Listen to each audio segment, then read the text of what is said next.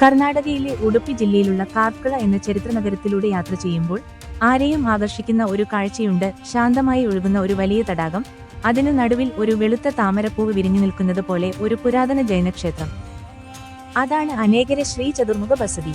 വെറുമൊരു ആരാധനാലയം എന്നതിലുപരി വാസ്തുവിദ്യയുടെയും പ്രകൃതിഭംഗിയുടെയും അപൂർവ സംഗമമാണ് ഈ സ്ഥലം. നൂറ്റാണ്ടുകൾക്ക് മുൻപ് കാർക്കള ഭരിച്ചിരുന്ന ഭൈരവരശ രാജവംശത്തിന്റെ പ്രതാപകാലത്താണ് ഈ ക്ഷേത്രത്തിന്റെ കഥ തുടങ്ങുന്നത്. ഏകദേശം AD 1262 പാണ്ഡ്യദേവ രാജാവ് നിർമ്മിച്ച ഈ വലിയ തടാകം പണ്ട് രാജകുടുംബത്തിലെ ആനകളെ കുളിപ്പിക്കാൻ ഉപയോഗിച്ചിരുന്നതിനാലാണ് അനേകരെ അഥവാ ആനക്കുളം എന്ന പേര് ലഭിച്ചത്. പിന്നീട് 16-ാം നൂറ്റാണ്ടിൽ ഈ തടാകത്തിന് നടുവിൽ കരിങ്കല്ലിൽ തീർത്ത മനോഹരമായ ഈ ചതുർമുഖ ബസദി ഉയർന്നു വന്നു.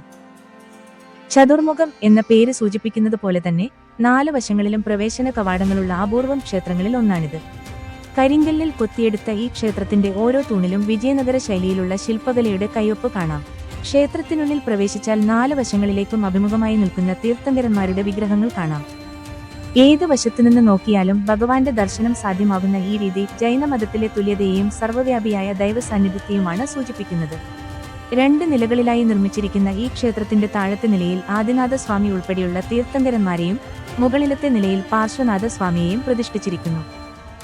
അടുത്തിടെ നടന്ന പുനരുദ്ധാരണ പ്രവർത്തനങ്ങൾ ഈ ക്ഷേത്രത്തിന് പുതിയൊരു ജീവൻ നൽകിയിട്ടുണ്ട്.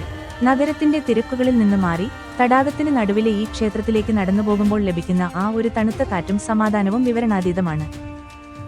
തടാകത്തിന് ചുറ്റുമുള്ള നടപ്പാതയിലൂടെയുള്ള നടത്തം വൈകുന്നേരങ്ങളിൽ സന്ദർശകർക്ക് വലിയൊരു ആശ്വാസമാണ്.